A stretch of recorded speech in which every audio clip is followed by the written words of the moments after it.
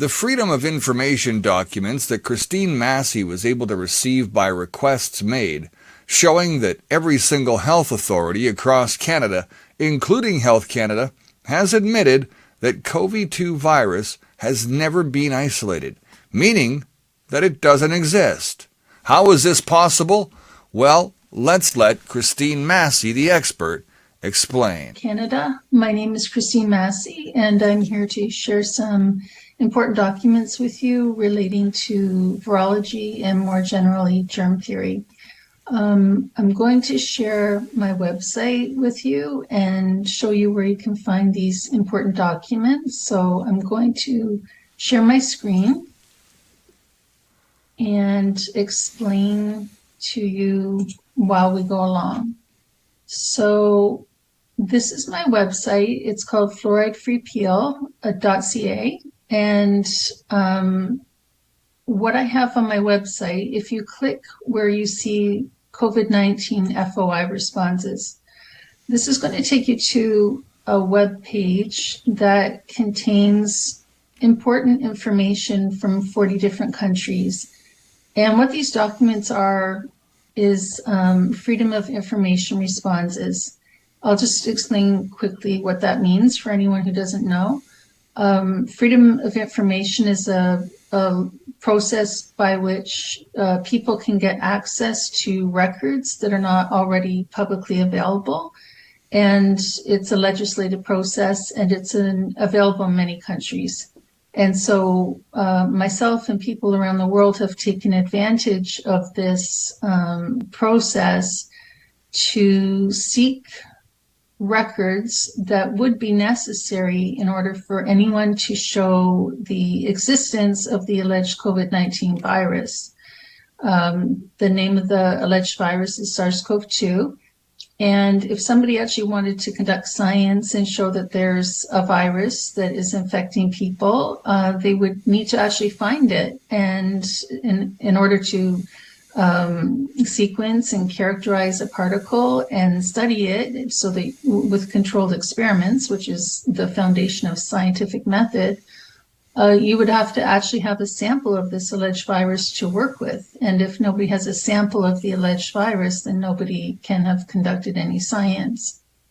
And so this is what the majority of these requests were focusing on. We were asking for any records of anyone in the world ever finding this alleged virus in the bodily fluid or tissue or excrement of any people anywhere on Earth by anyone ever.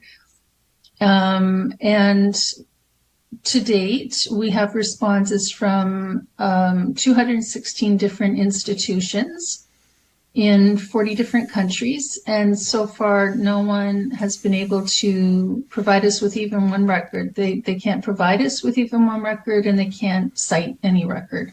So they've all admitted that they don't have a sample of the alleged virus, and they don't even know of anyone else who ever did obtain a sample of this alleged virus.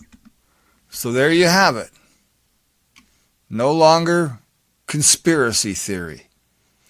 Now, documents show that December 31st, 2021, the PCR test that was used to get all the cases on the TV screens were all recalled because they were producing 97.1% false positives and couldn't decipher between COVID, flu, cold, pink eye, etc., meaning 97% of the word cases on the TV didn't happen. They died from something else and were used to scare the public. Documents also show that a reminder in 2020, there were no extra deaths in Canada or worldwide. It was a normal year for deaths, minus the illusion that was set upon us. And what an illusion it was. About 2 months ago, the antigen test was also recalled because it turns out it was detecting false readings as well.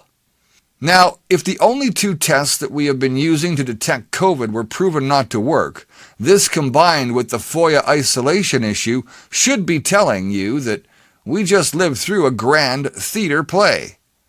The ironic thing is that when they recalled the antigen test, they went back to using the PCR test and nobody batted an eye. It was business as usual for all.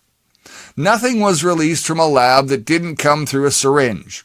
The only thing floating through the air is electromagnetic frequency. There are people who are pushing the lab leak theory, who are either confused or purposely leading you astray.